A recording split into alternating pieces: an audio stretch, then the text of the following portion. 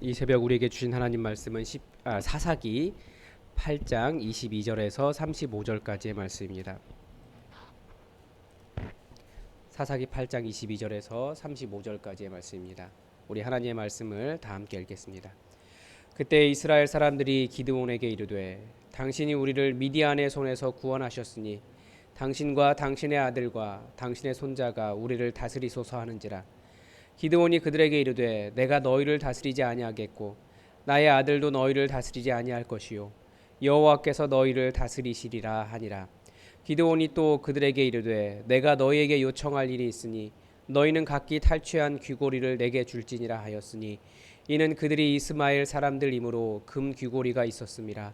무리가 대답하되 우리가 즐거이 드리리이다 하고 겉옷을 펴고 각기 탈취한 귀고리를 그 가운데에 던지니 기드온이 요청한 금 고리의 무게가 금 1700세겔이요 그 외에 또 초승달 장식들과 폐물과 미디안 왕들이 입었던 자색 의복과 또 그 외에 그들의 낙타목에 둘렀던 사슬이 있었더라.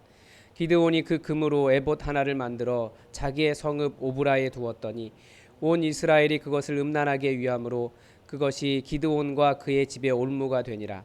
미드완이 이스라엘 자손 앞에 복종하여 다시는 그 머리를 들지 못하였으므로 기드온이 사는 40년 동안 그 땅이 평온하였더라. 요아스의 아들 여룻바알이 돌아가서 자기 집에 거주하였는데 기드온이 아내가 많으므로 그의 몸에서 낳은 아들이 70명이었고 세겜에 있는 그의 첩도 아들을 낳았으므로 그 이름을 아비멜렉이라 하였더라. 요아스의 아들 기드온이 나이가 많아 죽음에 아비에셀 사람의 오브라에 있는 그의 아버지 요아스의 묘실에 장사되었더라. 기드온이 이미 죽음에 이스라엘 자손이 돌아서서 바알들을 따라가 음행하였으며 또 바알 브릿을 자기들의 신으로 삼고 이스라엘 자손이 주위의 모든 원수들의 손에서 자기들을 건져내신 여호와 자기들의 하나님을 기억하지 아니하며 또 여룻바알이라 하는 기드온이 이스라엘에 베푼 모든 은혜를 따라 그의 집을 후대하지도 아니하였더라. 아멘. 예, 기드온의 이야기가 이제 거의 마지막으로 가고 있고 사실 아직 한 가지 더 큰 사건이 기드온으로 인해서 남아 있습니다. 먼저 다시 한번 사사의 순서를 보면 온니엘, 에훗, 그다음에 소모는 막대기로 사람을 죽인 삼갈, 그리고 여선지자 드보라, 그리고 기드온입니다. 네, 이 기드온은 참 독특한 인물이에요. 성경에서.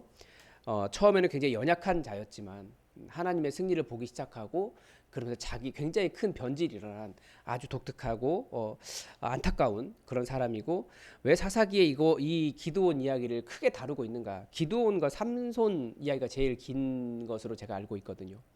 거기엔 특별한 이유가 있습니다. 사사기는 그 하나님이 직접 통치하시던 시대에서 그 왕을 요구하는 시대, 그 왕정으로 넘어가는 그 중간 단계에 있거든요. 근데 왜 왕을 요구하게 되느냐? 또 왕이 생겼을 때 어떤 문제가 발생할 것인가? 이것에 대한 것을 보여주고 진짜 왕이 누구신가? 이것을 보여주는 그런 책이기 때문에 기드온에 대한 내용을 굉장히 길게 다루고 있습니다. 그래서 어제 본문에 이어서 보면 이제 이스라엘 사람들이 기드온에게 와서 뭐라고 이야기하냐면 당신이 우리를 미디안의 손에서 구원하셨으니, 그러니까 누가 구원자인가? 굉장히 큰 혼란이 오고 있죠. 당신이 우리를 구원하였습니다. 우리에게 할 수 있는 질문이 그거죠. 우리도 그 구원자에 대한 질문이 굉장히 혼란스러울 수 있어요. 누가 구원자인가? 무엇이 우리를 구원할 것인가? 그런 생각을 합니다. 그런데 정말 우리를 구원하시는 분이 누구인지 우리는 명확하게 알 수 있어야 되는 거죠. 눈에 보이는 것은 전쟁의 승리였지만 그 전쟁을 승리하게 하신 분은 여호와 하나님이시라는 거예요. 그래서 우리는 처음부터 끝까지 예수 그리스도의 십자가의 은혜만을 이야기하는 이유가 무엇입니까? 우리를 구원하신 그 구원의 은혜가 예수 그리스도의 십자가에 안에 있기 때문에 우리는 명확하게 예수님을 바라보고 있는 겁니다. 그런데 당신이 우리를 구원하셨으니 당신과 당신의 아들과 당신의 손자가, 이 본문이 뭐냐면 전부 다 아무튼 우리를 다스려 달라라고 하는 뜻입니다. 우리를 다스리소서, 이게 이들이 하고 싶었던 말입니다. 근데 기드온의 대답이 뭐냐면 이제 23절의 끝에 여호와께서 너희를 다스리시리라라고 말합니다. 기드온이 여호와께서 우리의 통치자다, 이것은 분명하게 말하고 있습니다. 그런데 왜 기드온이 이렇게 변질되었을까라고 하는 부분에 대해서 성서학자들이 바라보는 건 이미 앞에서도 여호와를 위하여 이 전쟁이 여호와의 전쟁이다라고 하는 전쟁을 뛰어넘어서 여호와와 기드온을 위하여 이제 여기에 기드온을 위하여가 더해지는 거죠. 전쟁을 할 때도 하나님께 물어보지도 않고 자기 원수를 갚기 위해서 요단강을 건너가서 끝까지 가고 처음에는 자기를 도와주지 않는 숫곳 사람들을 찔레와 가시로 괴롭혔지만 그 다음 분이엘은 아예 그냥 분우엘은 아예 사람들을 죽여버렸어요. 점점 더 강포해지는 사람이 되는 거죠. 그리고 자기의 호승심을 자극하니까 칼을 뽑아서 미디안 왕들을 죽였습니다. 그런데 왜 어디에서 이 사람의 그런 변질된 마음을 정확하게 볼 수 있는가? 이 부분이라고 사람들은 이야기합니다. 지금 이 22절에서 왜 우리를 다스려야 되는가? 이 부분에 대한 공식이 나와요. 당신이 이제 구원자가 다스린다라는 거죠. 그러니까 기드온은 여호와께서 우리의 통치자다라고 말했는데 말은 그렇게 했지만 지금 공식을 보면 구원했으니 우리를 다스리소서 이렇게 나옵니다. 그러니까 여호와께서 너희를 다스리시라라고 하는 부분에서 뭐가 빠졌습니까? 여호와께서 너희의 구원자시다. 그렇기 때문에 여호와께서 너희를 다스려야 된다. 그 여호와에 대한 부분이 빠졌다라는 거예요. 이 부분은 뒤에서도 한번 마지막 읽는 부분에서도 한 번 더 나옵니다. 구원자를 잊어버리는 거예요. 그래서 도구나 은혜의 수단이 하나님의 자리를 차지하지 않도록 우리는 계속 경계해야 됩니다. 그러니까 전쟁을 승리하게 하신 분이 여호와신데 우리는 전쟁 승리만 가지고 그것이 하나님의 자리를 차지해 버리는 겁니다. 그러니까 우리에도 그런 게 많이 있죠. 우리도 뭐 돈이라든지 아니면 어떤 권력이라든지 뭐 여러 가지 그런 것들이 우리를 살게 해주는 것처럼 보이지만 그게 하나님의 도구고 하나님의 은혜의 수단입니다. 근데 그것이 하나님의 자리를 차지하는 거예요. 심하게 말하면 교회도 그렇습니다. 우리에게는 많은 일상적인 은혜의 수단이 있습니다. 예배, 기도, 뭐 성경. 근데 이런 것들도 잘못하면 하나님의 자리를 차지할 가능성이 있어요. 누가 구원하느냐? 그것은 하나님께서 우리에게 깨닫게 해주시는 은혜를 통해서 우리가 은혜를 받는 거지. 그것 자체가 잘못하면 하나님의 자리를 차지할 수 있는 아주 뭐라고 할까요? 미묘한 그런 걸 잘 분별할 필요가 있습니다. 그래서 구원자가 통치자다라고 하는 공식을 가지고 있습니다. 근데 기드온이 여호와의 구원을 삭제해 버렸다라는 거예요. 여호와께서 하셨다라고 하는 부분을 이렇게 하지 않고 그래서 입으로는 내가 너희를 다스리지 않겠다라고 말하는데 그 다음 부분을 보십시오. 24절에 보면 기드온이 또 그들에게 이르되 내가 너에게 요청할 일이 있다. 너희가 각기 탈취한 금고리를 내게 줄 것이다 라고 말합니다. 이 부분은 뭐처럼 보입니까? 이 전쟁 후에 첫 행적이 뭐였냐면 자기에게 세금을 내라는 거예요. 조공을 바치라는 거죠. 그런데 여기 굉장히 중요한 말이 한 가지가 나옵니다. 이는 그들이 이스마엘 사람이었다라고 이야기합니다. 그러니까 금귀고리가 있는 게 이스마엘 사람이었다고 하는데 지금 우리의 왕을 삼아 주십시오. 우리를 구원했으니 당신이 우리를 다스리십시오라고 말한 사람들이 이스라엘 사람이라고도 되어 있는데 지금 여기 보면 이스마엘 사람이라고도 되어 있어요. 그러니까 우리가 약간 그 이스마엘 자손들에 대한 어떤 적대적인 감정을 가지고 있는 부분이 있습니다. 그건 이후에 그 이슬람과 싸우면서 발생한 문제인데 사실 성경은 이스마엘 사람들을 자기의 형제로 그렇게 같이 살았다라는 것을 알 수 있습니다. 그 부분에 대해서 여러 가지가 있죠. 그런데 아무튼 기드온의 첫 번째 행적은 세금을 받는 것이고 조공을 요구한 겁니다. 사람들이 즐거이 드리리이다. 당신이 이제 우리 왕이기 때문에 그런 의미를 가지고 던졌습니다. 굉장히 많은 금이 나왔죠. 그리고 또 이 부분도 굉장히 중요합니다. 초승달 장식들과 뭐 폐물과 미디안 왕들이 입었던 자색 의복과 이 모든 것이 무엇을 이야기하냐면 미디안의 그 왕의 모습입니다. 그러니까 성경이 특별히 이 부분을 기록해 놓은 이유가 이게 그 왕들의 상징이라는 거죠. 왜 그러냐면 이 자색 물감은 제가 지금 정확히 기억하고 있는지 모르겠는데 이게 아마 어떤 그 곤충에서 나오던가 그래요. 그래서 이 색깔이 그 색을 내기 위해서는 굉장히 많은 게 필요합니다. 굉장히 부자만 할 수 있었고, 그래서 옛날부터 자색 옷은 왕의 상징이었습니다. 그래서 우리가 그 교회에서도 역시 왕을 상징할 때도 이 자색을 사용하거든요. 그리고 초승달 장식은 앞부분에서도 나왔습니다. 미디안 왕을 죽인 후에 그 낙타에서 이 초승달 장식을 그 기드온이 떼어갑니다. 일종의 뭐 왕관 떼어가는 것과 비슷한 그런 의미를 가지고 있습니다. 그러니까 본심은 왕이 되는 거였어요. 27절에는 무슨 일이 나옵니까? 이번에는 금으로 에봇 하나를 만들었다. 이 부분까지를 보면 기드온이 굉장히 하나님께 열심을 낸 것처럼 보입니다. 왜 그러냐면 이게 기드온의 종교 행적이거든요. 그 에봇을 만들어서 어디에 두었냐면 자기 성읍 오브라에 두었다라고 되어 있습니다. 이 오브라에는 뭐가 있냐면 그 바알의 제단을 무너뜨리고 다 부수고 여호와 샬롬이라고 하는 제단을 기드온이 세웠습니다. 이 에봇이 뭔지 우리가 생각해 보면 에봇은 제사장이 입는 옷이에요. 옷인데 이 그 흉패를 달기 위해서 겉에다 입는 옷이죠. 그래서 이 흉패를 달고 허리띠를 하고 역시 흉패를 허리띠에 연결하기 전에 입는 제사장의 옷입니다. 근데 금으로 에봇을 만들었다. 굉장히 독특한 의미가 있는 겁니다. 왜 금으로 에봇을 만들었을까요? 제사장이 입는 옷을. 그리고 그것을 왜 여호와의 제단인 자기가 세운 여호와 샬롬이 있는 제단에 있는 그 오브라에 두었을까요? 자기는 그 하나님의 임재의 상징을 만들고 싶었던 거예요. 금으로 찬란하게 빛나는 하나님. 그런데 분명히 성경은 하나님에 대한 어떤 형상도 만들지 말라라고 말씀하시거든요.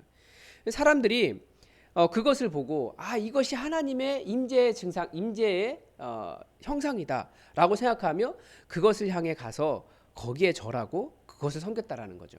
변질이 일어나는 겁니다.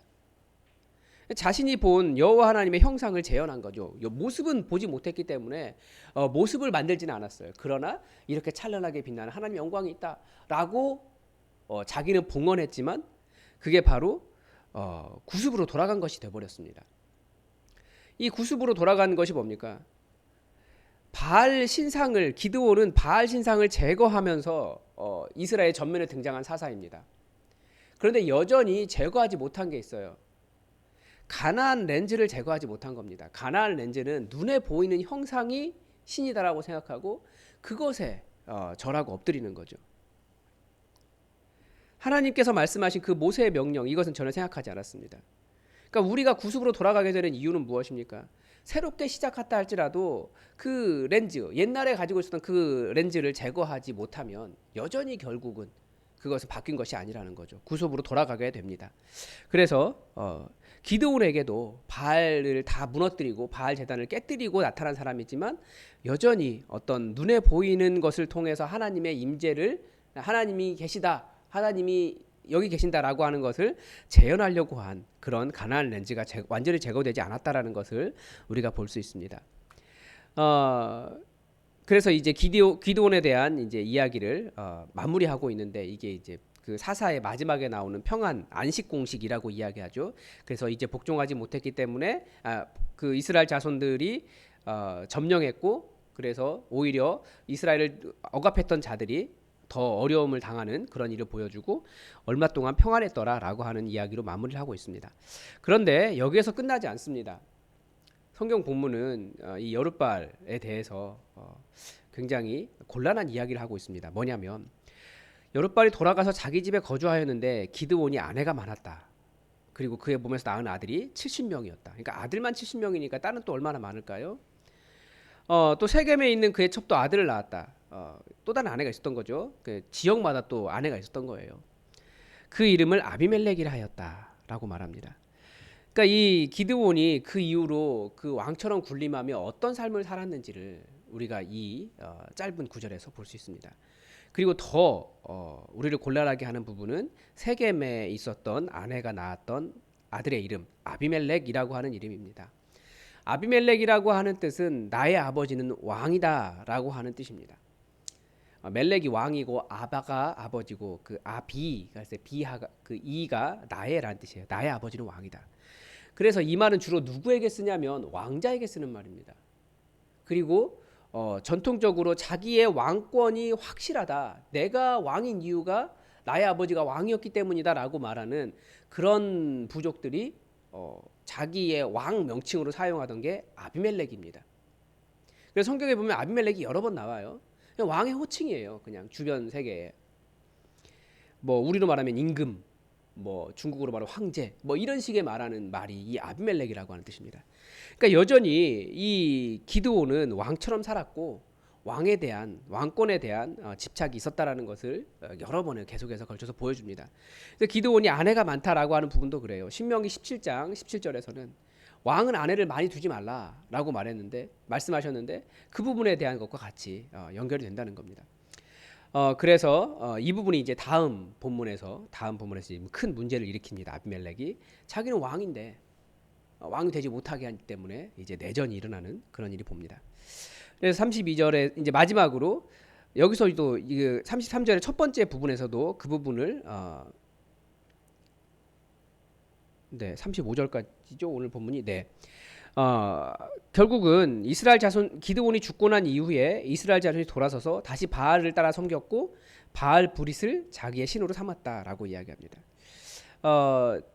결국은 눈에 보이는 신을 섬기려고 하는 그 가나안 렌즈, 그 습성으로 결국 돌아간 겁니다. 보이지 않는 하나님은 신이 아니라고 생각한 거죠. 그러니까 하나님과 인격적인 관계를 맺지 못하고 눈에 보이는 형상들을 가지고 비인격적인 신을 섬기는 겁니다. 이 바알 브릿이라고 하는 뜻은 브릿은 계약이라는 뜻입니다. 그러니까 계약의 주, 계약의 신, 뭐 이런 뜻이죠. 그러니까 내게 무엇을 줄 수 있는 그것을 약속해주는 그런 신을 따라갔다라고 그렇게 봅니다. 그래서 34절에서도 다시 한번 공식을 나타내요. 어떤 공식입니까? 모든 원수들에서 자기를 건져내신, 그러니까 구원자이신 여호와를 하나님으로 기억하지 않은 것입니다. 그러니까 왜 우리 하나님이 되시냐? 그분이 우리의 구원자이시기 때문에 이 부분을 어떤 공식처럼 이야기하고 있는데 기드온이 이 부분을 제하해 보인 그 구원자이신 여호와의 부분을 빼버린 부분에 대해서 본문은 다시 한번 지적을 하고 있는 겁니다. 그리고 아무리 그렇다고 할지라도 여룻바알이 이스라엘에게 베푼 이 은혜라고 하는 말은 모든 선한 일이라는 뜻입니다. 그랬다면 그 선한 일을 기억한다면 그의 집에도 후대했어야 되는데 그렇게 하지 않았다라고 하는 부분을 또 지적하고 있습니다. 근데 어떻게 보면 이 모든 일은 하나님의 사사인 그 기드온 자신이 자처한 일이라고도 볼 수 있습니다. 그게 참 안타까운 겁니다. 겸손하게 시작하였다가 그 겸손을 잃어버리고 자기의 목적을 위해서 그리고 자기가 왕이 되기 위해서 점점 잔인해지고 그리고 왕처럼 다른 사람의 칭송 가운데 그렇게 왕처럼 살아갔던 그 삶이 결국은 기드온 이후의 모든 일들을 많은 변질을 가져오는 것들을 볼 수 있습니다. 우리가 본문을 쭉 관찰했는데 오늘은 여러분에게 성령님께서 무엇을 말씀하셨습니까? 여러분 그 말씀하신 것을 가지고 여러분 간절히 기도하시며 여호와 하나님만이 여러분의 삶의 주인으로 나타나는 그런 기도를 하나님께 드리시기 바랍니다. 우리 다 함께 기도하겠습니다.